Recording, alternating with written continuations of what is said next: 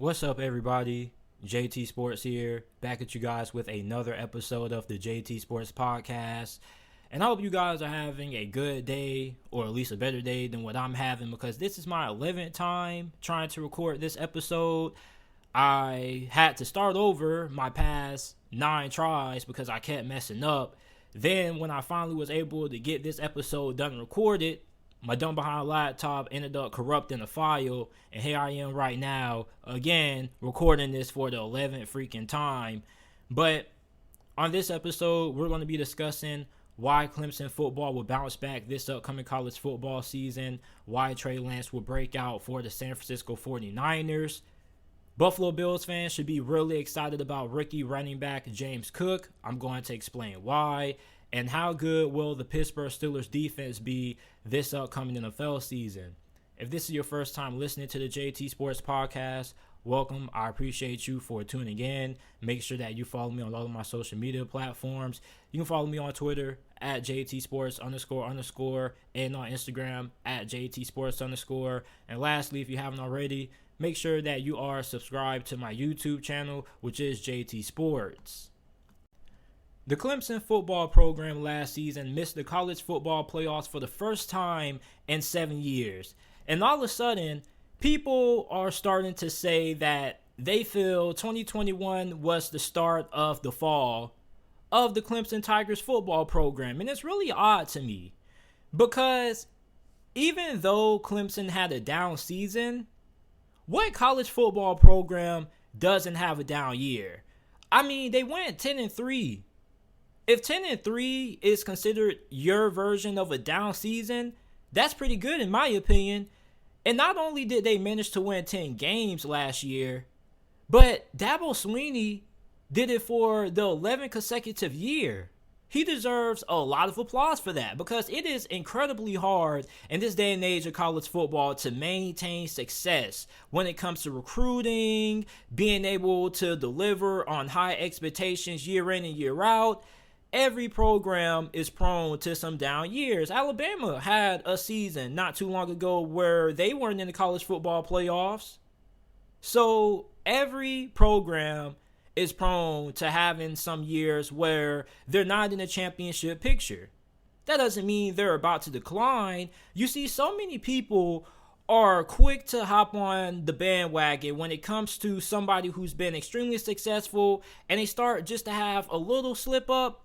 And all of a sudden, they're falling off. You guys don't know how many times in the last couple of years I've heard this is the end of the Alabama dynasty, just for them to turn around and win another national championship. You want another recent example? The Golden State Warriors. Many people thought that the Golden State Warriors were done.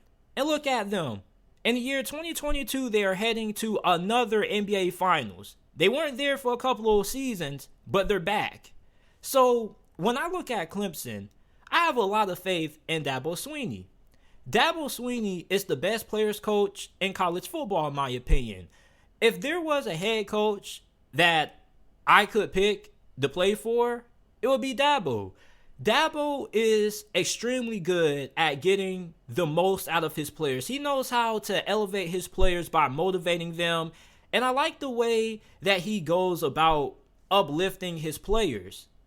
And if you're a Clemson fan, you know Dabo Sweeney really loves being the underdog. He excels when he's able to preach that underdog mentality. And he hasn't been able to use that over the last couple of years because Clemson hasn't been the underdog. They've been the favorite, time in and time out. But going into the 2022 college football season, a lot of people are doubting this program. A lot of people are doubting Dabo Sweeney. He lost 2 of his coordinators. Offensive coordinator Tony Elliot is now the head coach of Virginia, and longtime defensive coordinator Brent Venables is now the head coach of Oklahoma. However, he replaced those 2 guys with in-house hires. He kept it in the family. Wes Goodwin was promoted to defensive coordinator. Goodwin has been with the program for 10 years. He previously served as a defensive assistant, helping with defensive breakdowns and scouting the opponents. Brandon Streeter has been elevated to offensive coordinator. He previously served as Clemson's quarterback coach and passing game coordinator.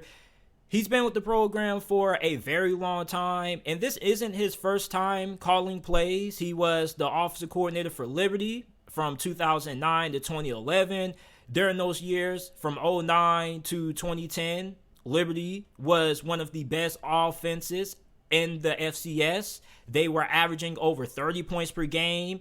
He also was the OC for Richmond, 2012 to 2014. In 2012, Richmond ranked 20th in passing yards per game, 21st in points per game. They were 7th in passing yards per game in 2013. In his final year with the Richmond Spiders, they were 19th in yards per game, and they had the 8th best passing attack that year.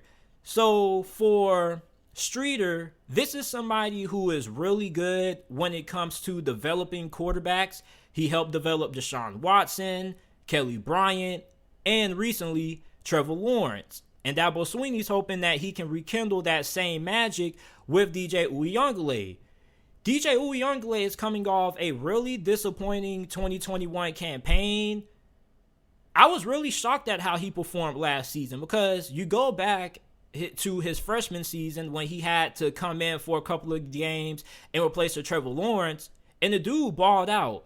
Last season, he only completed 55.6% of his passes through the ball for 2,246 passing yards, had 9 touchdowns and 10 interceptions. So you ask yourself, what happened to DJ Uiagalelei? Well, he wasn't healthy last season. He was playing through a sprained PCL. He had torn tendons in his index finger on his throwing hand, by the way. I don't know why he was still out there starting, despite the fact that he wasn't fully 100%, but maybe Clemson didn't have any better options behind him. So for this season, he, in a recent interview or discussion, he said that he's nearing 100%. He feels really good, really healthy. He also has lost some weight. He came into the 2021 season at 260 pounds. This offseason, he's lost 20 to 25 pounds. He now weighs 240. So he's going to be lighter. It's going to help him maneuver inside the pocket better. And he's also going to be a little bit more dynamic when it comes to running the football. Now, if DJ Uiagalelei struggles again, you have true freshman quarterback K. Kupnick, who was highly touted, and he also had a really good spring game. As a matter of fact, he outperformed DJ in this past year's spring game. We potentially could see a similar situation. Remember when Kelly Bryant wasn't playing all that great, and then Trevor Lawrence, one of the best, if not the best, high school quarterback recruit ever, he was behind him. And eventually Dabo Sweeney made the change, and then the rest was history. We know what happened after that. So if K. Kupnick ends up pushing DJ Uiagalelei in fall camp and he continues to struggle, we could see him take over. At running back, Will Shipley and Kobe Pace return. They pretty much carried this offense. They, in some cases, were the offense in certain games. Will Shipley, as a freshman last season, had 149 carries, ran the ball for 739 rushing yards, averaged 5 yards per attempt, and had 11 touchdowns. Kobe Pace, right behind him, had 641 rushing yards, averaged 6.2 yards per attempt, and had 6 touchdowns. So we know that the running back position isn't an area that Clemson fans should be concerned about. The biggest concern is going to be, is the offensive line going to improve, and will the wide receivers step up this year? When you look at wide receiver, leading wide receiver from last year, Justin Ross, has gone on to the NFL. He's currently with the Kansas City Chiefs at the moment. You have Joseph Nagata, who was the team's second leading receiver. He caught 23 receptions for a touchdown and had 438 receiving yards. He also averaged 19 yards per reception, and he's really solid when he's able to stay on the field. Key word, when he's able to stay on the field. Ever since his freshman year, he struggled to stay healthy. If he can stay healthy this year, it definitely will provide a big boost. This is a wide receiver room that has a lot of young and up-and-coming talent. There were a good amount of true freshmen last year who got significant playing time, such as Bo Collins. He's 6'3", 205 pounds. He caught 31 receptions for 407 receiving yards and had 3 touchdowns. I'm really high on him. He was pretty highly touted coming out of high school as well. And with him having a pretty good freshman campaign, imagine what he can do with an added offseason of development. He had a pretty good spring. I'm looking for him to continue that momentum going into fall camp. And he potentially could end up having a breakout season for Clemson. You also have Dakari Collins, who also got some playing time as a freshman last season. He's 6'4", 215 pounds. EJ Williams is a junior. He's going to be in the mix. You have tight end Davis Allen, who is a senior. He had 28 receptions, 208 receiving yards, and 3 touchdowns. And I'm hoping that he can be a little bit of a factor in the passing game this year compared to what his role was last season, because he probably is one of the better options that they have in this passing attack going into this season. So if you can give him around 60 targets maybe, he could end up being one of the better tight ends in this conference. I don't know about the offensive line play, to be honest with you. I don't know who's going to be starting. I was trying to research and dig into it, but wasn't really getting the answers that I wanted to.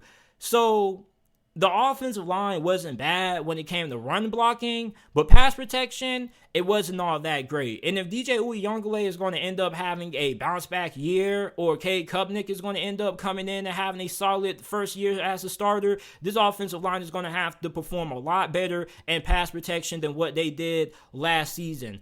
This is a offensive line that does have talent. It's not as if they have under-recruited at the position. There is a lot of talent on this team, a lot of 4-5-star talent. Clemson always recruits at a very high level, so it's really on the coaching staff if this offensive line continues to struggle this year.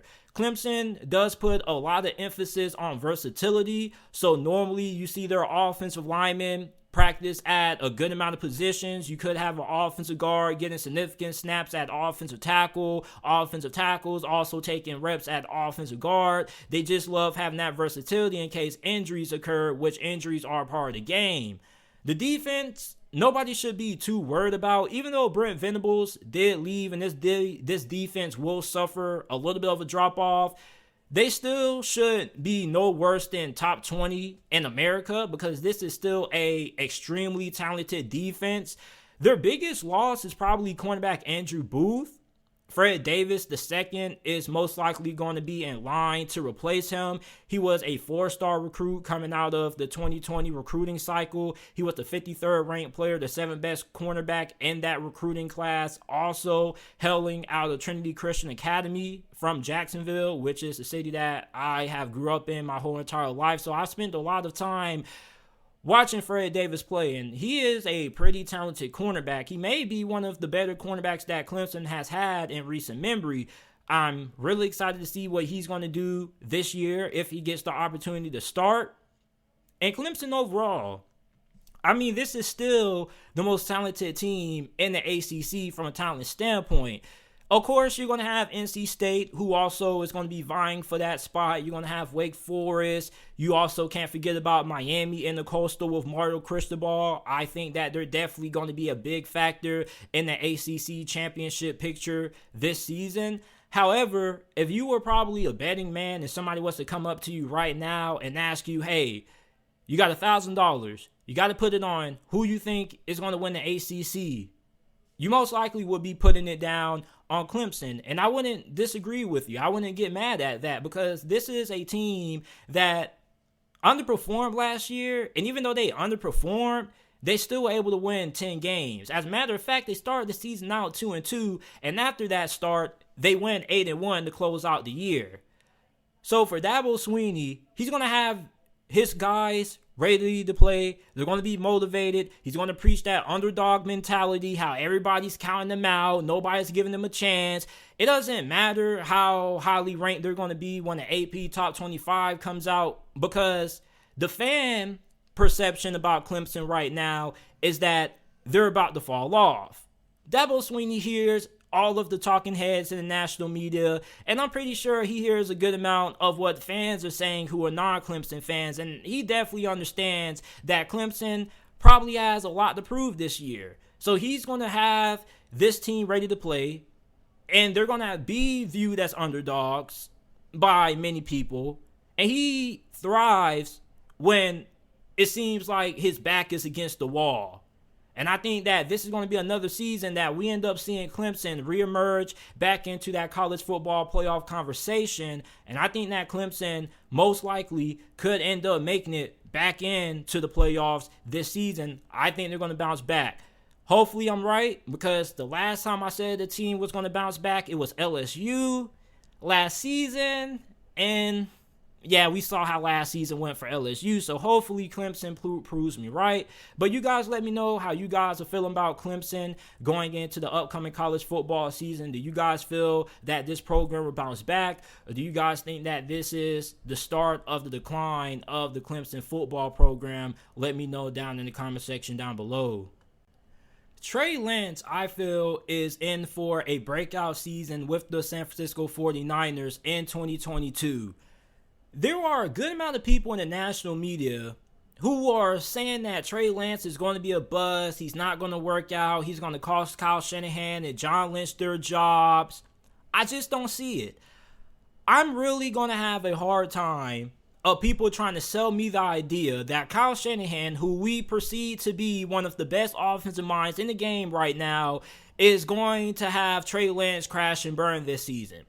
This is the same Kyle Shanahan that went to 2 NFC Conference Championship games with Jimmy Garoppolo and a Super Bowl. This is the same Kyle Shanahan who was still having success on offense with quarterbacks such as Nick Mullins and CJ Beathard at the helm.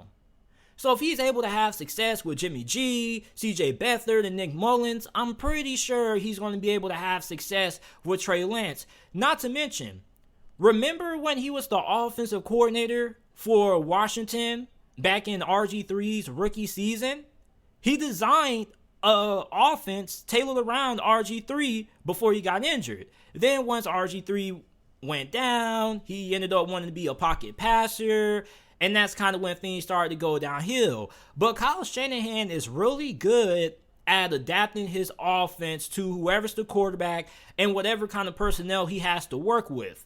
So for Kyle Shanahan, with him finally having the opportunity to choose the quarterback that he wants, I'm going to have difficulty finding reasons for why Trey Lance isn't going to work out. And the reasons that people have been giving me in the national media haven't really been good.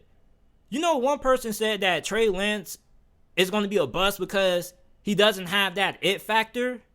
Bro, what the heck is an it factor? The dude got taken in the top 5. San Francisco traded up the farm to get Trey Lance. Obviously, he has some kind of it factor if they traded up so much to get him. That doesn't make no sense to me. People are just making up nonsense about Trey Lance that makes no sense at all. I can understand if you tell me, okay, JT, last year and Trey Lance, few couple of games that he appeared in, he struggled against pressure. When he was throwing from a clean pocket, he was really effective. When he had pressure in his face, his mechanics, his accuracy, everything went down. I can understand that. You feel me? But don't give me no nonsense take about him not having the it factor, because that's not good enough. What is the it factor? Huh? Come on, man. And George Kittle has defended Trey Lance several times from the national media's criticism. I'm going to take George Kittle's word. I think that Trey Lance is going to ball out. George Kittle has spent more time around Trey Lance than me, you, and whoever's covering the San Francisco 49ers. And he has seen Trey Lance do a lot of fantastic things in practice. As a matter of fact, there was a practice clip that went viral during the middle of the season. It was Trey Lance rolling out to the right, and he threw this ball with a defender in his face, and it was kind of weird. I'm trying to show you guys how he threw it because I don't really know how to describe how he threw it, but he threw it underhanded or something like that, and it went 40 yards downfield. It was completion of George Kittle, I believe. So the dude is ridiculous. Not only does he have an incredibly strong arm, but he has a credible arm talent. And there is a huge difference between arm strength and arm talent. I don't know how many times I have to break it down to people, but I'm breaking it down once again. Arm strength means that you have a very good arm. You can throw the football 60, 70, 80 plus yards down the field. Plus, you can put a lot of velocity and torque on the football when you throw it. Arm talent, however, is your ability to throw the ball from different angles, from different platforms. You know, being able to roll out to the right, throwing the ball all the way across your body, 40 yards downfield, that's arm talent. Not too many quarterbacks in the league right now have the kind of arm talent that Trey Lance has. In the 2 games that he started in last year, the Arizona Cardinals and the Houston Texans, he didn't look all that bad. He had some highs and he had some lows, but that's what you expect from a rookie quarterback. He also appeared against the Seattle Seahawks.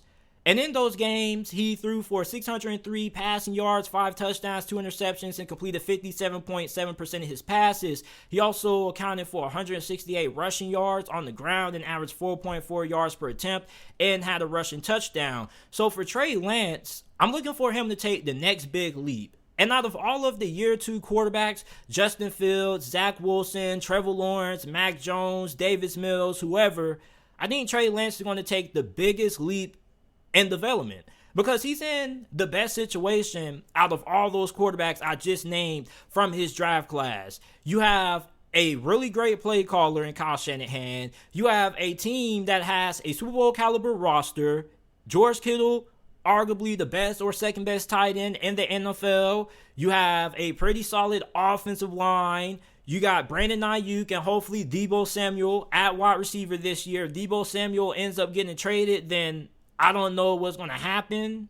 I would love to see the San Francisco 49ers sign Julio Jones. I think Julio Jones would be a fantastic fit with the 49ers this season. He also would give Trey Lance another weapon to throw the football to. And plus, you could probably sign Julio Jones to a pretty cap-friendly deal, maybe 1 or 2 years.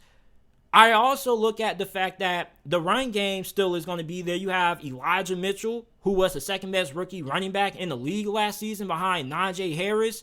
And you have a really good defense that's going to be able to bail Trey Lance out if he does have in some games where he kind of struggles.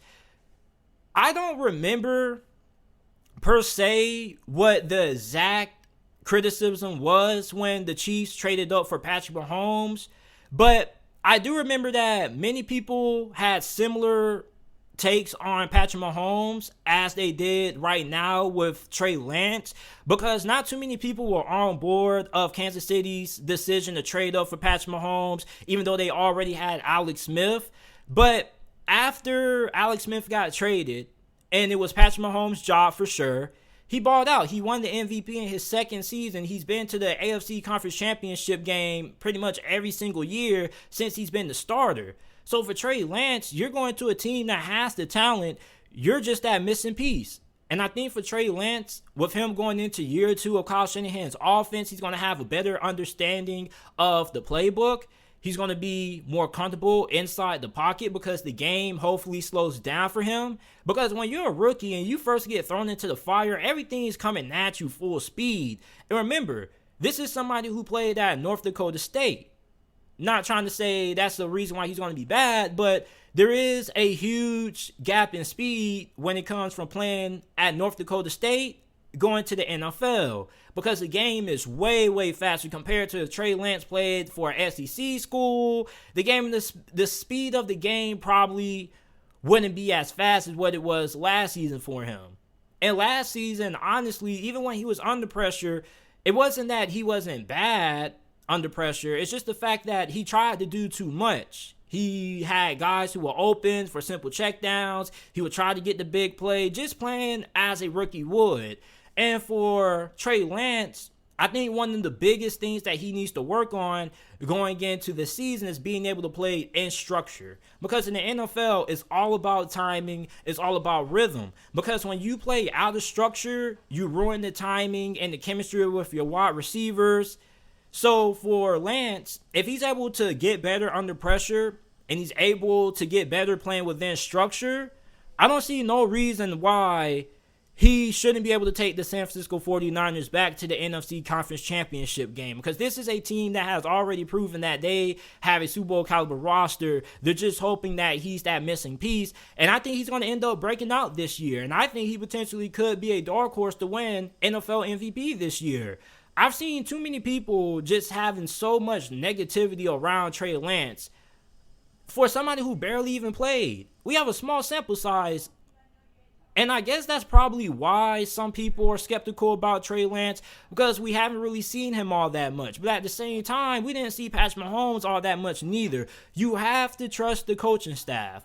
If you have a good coach, he's going to be able to put your players in the best place or the best spots to succeed.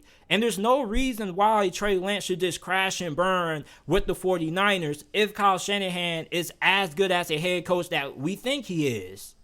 So let me know how you guys are feeling about Trey Lance down in the comment section down below. Do you guys feel that Trey Lance is in for a breakout season in 2022? If you are a Buffalo Bills fan, you should be extremely excited about rookie running back James Cook. James Cook is the younger brother of Vikings star running back Dalvin Cook. He was drafted in the second round of this past year's NFL draft out of the University of Georgia. Last season for the Bulldogs, he helped lead them to the national championship game. He had 113 carries for 728 rushing yards, averaged 6.4 yards per attempt, and had 7 touchdowns. He also was a force in the pass game, caught 27 passes for 284 receiving yards, and had 4 receiving touchdowns. The Buffalo Bills didn't get a running back. They got a weapon. James Cook is completely different from his older brother, Dalvin Cook. Way different. And I think he has potential to be even better than Dalvin Cook because he can do way more. He's really good in the passing game. You can line him up in the slot. You can even line him up as an outside receiver. He has really good hands. He's a natural catcher of the football. He isn't normally a running back who catches the ball with his body. He catches the ball really clean. He's also really good when it comes to making plays happen after the catch. And you don't really see a lot of running backs nowadays entering the league with his kind of route running. His route running is incredibly rare for a running back. Normally, running backs would be okay route runners, and maybe they develop to be decent or above average route runners, but James Cook is really special when it comes to how he runs routes from the running back position. And for Buffalo, whoever the offensive coordinator is going to be this year, they're going to have a lot of fun with him, because if you line him out wide against a safety or a linebacker, that's a mismatch, because there's not too many linebackers in this league that can play pure man-to-man coverage on any running back. Probably only maybe 1 or 2. Then you also look at the fact that safeties, I don't know if there's going to be too many safeties who are going to match up well with James Cook on the outside, because there's not too many good safeties who are all that great in coverage and pure man-to-man situations against running backs. So if you're the Buffalo Bills and you have man coverage looks and you spread James Cook out wide in the slot or the outside, and you're able to get one of those favorable mismatches, that's going to cause a lot of problems for opposing defensive coordinators. He also has very good speed. He ran a 4.42 at the NFL Combine. He's really good at being able to change directions without sacrificing speed, similar to Alvin Kamara. And Alvin Kamara, what makes him so good is how when he can change the corner, he can still keep his top end speed. James Cook has that similar trait. It's really rare. On top of that, he has really good acceleration. The downfall with James Cook is going to be he's only 5'11", 199 pounds. So he's going to be limited in terms of what he can do when it comes to purely just running the football. He's not somebody who you're going to run power and dive up the middle with, because with his size, he's probably not going to be able to hold up all that well. So he'll probably be used more on stretch plays, zone running plays, tosses, just trying to get him out to the edge, trying to allow him to use his speed to turn the field. Then, on top of that, he's not really that great as a pass blocker. That is definitely something that he has to improve in that area of his game. But when you look at his potential, he can end up being one of the best scat backs in the league. You look at guys such as Austin Eckler, who are having a lot of success in this league at the moment. So for James Cook, he's kind of the new running back that NFL teams are now starting to gravitate towards. Because nowadays, if you're a running back coming into the league, you have to be more than just being able to run the football 25 times a game. You have to be able to catch the ball out the backfield. You have to be able to be versatile. And James Cook isn't going to be a running back that's going to consistently get 15, 20 carries a game. As a matter of fact, he'll probably at most get 12 carries a game. He'll probably be around 8, 9 normally, and then you'll end up lining him out wide and giving him a couple passes in the passing game. So he is somebody who you just need to get touches to. He's somebody who you just need to get the ball out to, rather that be in space, on screens, flats, or lining him out wide and allowing him to run routes against safeties and fellow linebackers. So for Buffalo, you're going to have a lot of fun with James Cook. On top of that, he is extremely wiggly. He's not a powerful runner. He's not going to run through you. He isn't as physical as his older brother, Dalvin Cook, is. However, he's really shifty, really elusive. He has a lot of wiggle. So if you don't wrap him up, he's going to take it to the house. He's also really explosive. If you go back and watch his film at Georgia, he was able to break off a lot of big plays from anywhere on the field. So I'm really excited to see what James Cook does with the Buffalo Bills this season. Hopefully, he can end up getting the bulk load of touches and beats out Devin Singletary, because Devin Singletary is a solid running back. He's just not as good, as gifted as James Cook is when it comes to being able to catch the ball out of the backfield. So if you're somebody who's in the fantasy football and you're trying to find a late round player to take late in your draft that has a little bit of upside that you can put on your bench for a couple of weeks and then they potentially start going off, I will look at Dameon Pierce. Already did a segment on him. Make sure that you guys go ahead and check that out. And James Cook, I think they potentially could be the two best rookie running backs in the league, along with Breece Hall this upcoming NFL season. So for Bills fans, you guys are getting an absolute stud at running back. And James Cook wasn't somebody who had a high draft stock going into the 2021 college football season. He was pretty much expected to go in the 6th round or either be an undrafted rookie free agent. But he definitely improved his stock over the course of last year's college football season with Georgia. And if you can add a little bit of weight on him, maybe get him to 205, 206. He doesn't need to be 210, because then you might end up losing some of that speed and explosiveness that he possesses. But if you can just get a little bit of muscle on him, I think that he can end up improving as a pass protector. And I also think he can end up becoming a full 3-down back. But going into this season, his role with the Bills offense is primarily most likely going to be in passing situations, bringing a different element to the passing game. However, he also can improve as a runner over time. And I don't think that James Cook is ever going to be a consistent 1,000-yard rusher. You look at Austin Eckler with the Chargers and Alvin Kamara. Those are both two running backs that have a similar skill set of James Cook. And none of those guys have eclipsed 1,000 yards rushing yet in a season. So for James Cook, I'm really excited to see what he does with the Buffalo Bills in 2022. You Bills fans, let me know how you guys are feeling about James Cook going into this upcoming season and what you guys think he'll do in the Bills offense. How good will the Pittsburgh Steelers defense be in 2022? We already covered how good this offense will be in the previous segment. Make sure that you guys go ahead and check that out. I'll have a card popping up so you guys can see my thoughts on the Steelers offense going into this year. But the defense last year definitely took a step back. Injuries, plus not having talent at certain positions hurt Pittsburgh. And on top of that, the offense didn't do this defense any favors, because there were a lot of games where the Steelers offense was stalling out. They couldn't sustain drives. They were going 3 and out. And it's really disheartening as a defense. Think about it.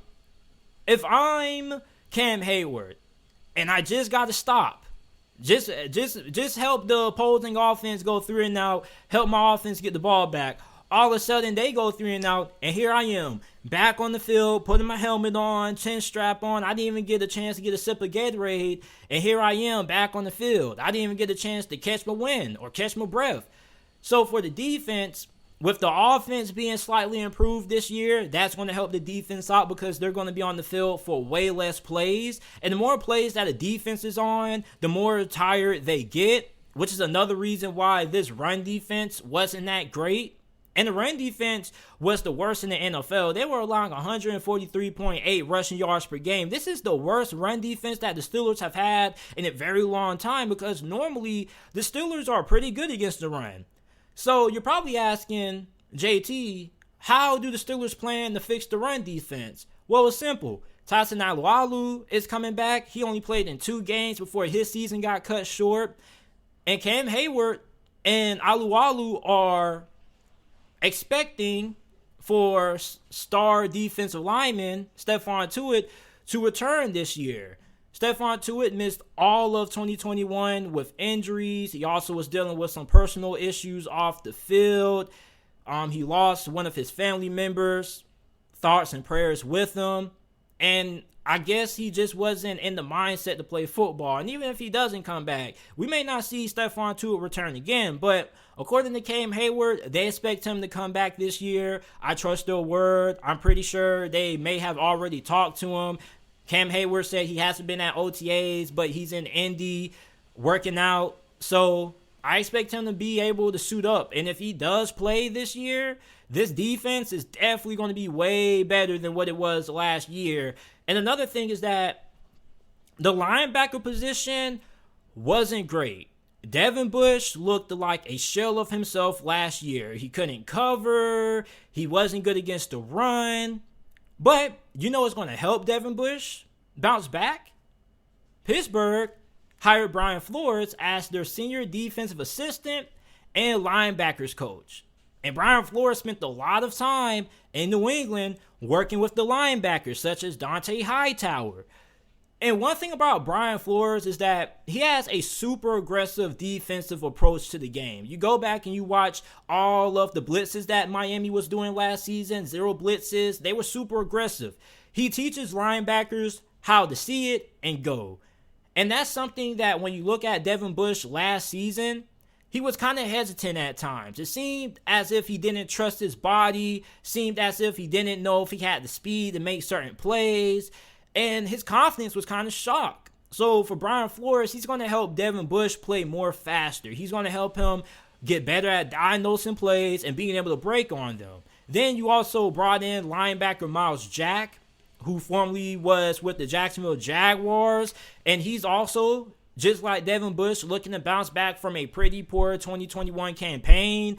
And it's really weird what happened to Miles Jack because prior to the 2021 season, he was pretty much a top 5 linebacker in the NFL. And then the Urban Meyer and his coaching staff just come and just mess up everybody like they did with Trevor Lawrence. So with Miles Jack and Devin Bush having the assistance of Brian Flores as their linebackers coach, that is going to be huge. And Miles Jack even said that Flores was a big reason why he decided to sign with the Pittsburgh Steelers.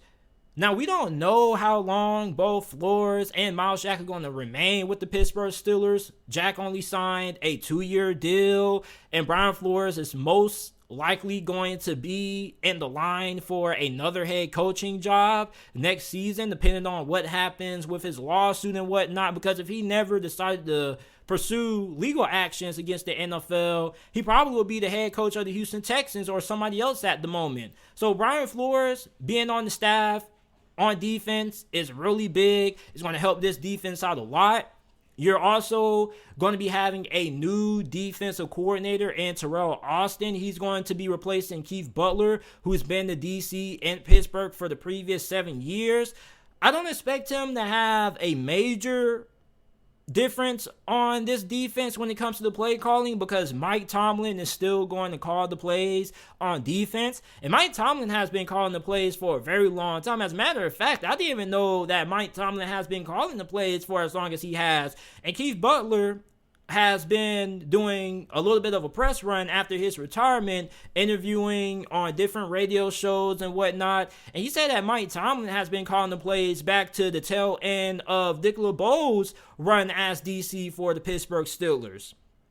And I don't think that Mike Tomlin needs to change his defensive scheme. I know many people get tired of seeing great quarterbacks such as Patrick Mahomes and Brady rip through Mike Tomlin's zone coverage. But I mean, they're Patrick Mahomes and Tom Brady for a reason. And on top of that, Mike Tomlin was able to go out and improve certain positions that needed to be addressed. You go ahead, you get the linebacker position improved. Miles Jack is going to be replacing Joe Schobert, which Joe Schobert wasn't great in coverage. He was a liability in coverage. Miles Jack can do it all. And hopefully Devin Bush can bounce back to his former self pre-ACL injury. So that's going to help out the defense. On top of that, you were able to bring in cornerback Levi Wallace, which Levi Wallace is coming off the best season of his career with the Buffalo Bills. He stepped up in a major way when Tre'Davious White went down with his season-ending injury. So with him being in the room at cornerback, you're going to pair him up with Ahkello Witherspoon, who had 3 interceptions last season, led the team, also had 9 pass deflections. And Ahkello Witherspoon was a pretty big surprise because this was somebody prior to last year who has kind of had a up and down career up to that point. And he's back on a short-term deal. And if he balls out, he could end up getting a very long-term extension. On top of that, some of the younger cornerbacks on this team played really well, such as Trey Norwood. I was really impressed with how he performed. You also have Arthur Millette. Arthur Millette made a couple of big plays. We can't forget about Cam Sutton. It looks as if Cam Sutton is going to be playing slot corner, which I like him at slot corner more than I enjoy seeing him play outside corner, because I think that his skill set with his athleticism is better suited for him to play in that slot, especially when you look at the fact that the Steelers love to blitz their corners. Their corners are kind of like a fifth blitzer in a sense. And I think he's really athletic, and he fits that role perfectly. Then you also have James Pierre, who is a good backup. I had some high expectations for James Pierre, but last year we kind of saw that he's just a good depth corner. If you have a starter that goes out, he could come in and play for a couple of games. But if you need him to be your long-term starter, not really the answer there. At safety, you have Terrell Edmunds, who had a really good season, 89 tackles, 6 pass deflections, and 2 interceptions. And I'm going to have to make a separate segment about Terrell Edmunds because I think he's one of the most overhated players in the league. I understand he was a first-round pick. He hasn't played up to those expectations, but he definitely has been really good. He's gotten better every single year since he's gotten drafted, which is why I'm excited about what he can do this season, because you look at how he's developed over the last couple of years, getting better and better every single year. This year, maybe he could end up having a Pro Bowl caliber season. And Terrell Edmunds, he's not great in coverage, but he has improved that area of his game. But he's really good in run support, which is really what the Steelers are looking for. At that strong safety spot, they're looking for somebody who can come down and be assistance in the run game. And Terrell Edmunds most definitely was that, because the dude had 89 tackles. You have Minkah Fitzpatrick, one of the best safeties in the game. He led the team in tackles last season with 124. He had 7 pass deflections and 2 interceptions. He's in line for a big contract extension with Pittsburgh. Then, when you look at the edge rusher position, we already know about TJ Watt, the reigning defensive player of the year. It's about doggone time he was able to beat out Aaron Donald for it. He's coming off a career-high 22.5 sacks, record-setting. 5 forced fumbles, 3 fumble recoveries. He's also is coming off his 3rd straight All-Pro team. Then you have Alex Highsmith. Not enough people are talking about how good Alex Highsmith was for Pittsburgh last year. And it's easy to overlook his impact because when you have 2 All-Pros that you're playing alongside, such as Cam Hayward and TJ Watt, you're not going to get a lot of recognition. But Alex Highsmith had 74 tackles, 15 TFLs, and 6 sacks. So he could end up being somebody who ends up having 8 sacks this year. We also can't forget about Chris Wormley, who was surprisingly good last season. He had 7 sacks And when the Steelers traded for Chris Wormley, I'm going to be honest, I didn't think he was going to last too long on the roster because my mindset was the Ravens are willing to trade you to their arch rival. That says that they don't believe in you that much as a player. Well, I mean, Chris Wormley balled out last year. He's going to be a good rotational piece in pass rushing situations and passing downs. You also have rookie defensive lineman Marvin Lill, who the Steelers drafted in the 3rd round of this past year's NFL draft out of Texas A&M. He's mainly going to be used in situations where it's obvious passing downs because he's 6'4", 283 pounds. I don't really know what to make of Lill. He has fast hands and good feet, but his film is a little bit underwhelming when you think about the hype that he had last year, and I don't really know what to think about it. It's a little bit up and down. He's just one of those players that I just have to see what he does in game for me to make my analysis on how I feel about him, but he is there. You also do have Cam Hayward, who my guy Juice Alert had the nerve to disrespect. You know, my guy Juice Alert had the nerve to tell me that Cam Hayward shouldn't really be talked about because he's old. I said, dude, are you crazy? You're judging somebody because of their age? Because he was trying to tell me that the Steelers defense is overrated. I said, dude, we have TJ Watt, Minka Fitzpatrick, Cam Hayward. He replies, he's old. I said, bro, he's been balling with age. He gets better with age, and great players are able to prolong their careers because they're able to play at a very high level into their late 30s. Look at Tom Brady. The dude's doggone near 100 years old, still playing at a really high level. You look at Chandler Jones, he's playing at a really high level into his 30s. Von Miller, same thing. So when it comes to great players regress at a slower rate than normal players do. And for Cam Hayward, he's coming off his 5th consecutive Pro Bowl appearance.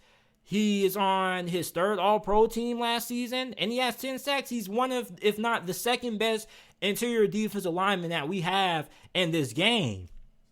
So this Steelers defense most definitely should improve. It should go back to what it was previously, being one of the best defenses in the league. This was a team that didn't really have a lot of talent on that end. They also dealt with injuries, and injuries caught up to them. And then the offense didn't do them no favors, not being able to sustain drives. So I think the Steelers defense is going to end up being a top 10 defense once again. We already know they always are the best team when it comes to getting pressure on the quarterback.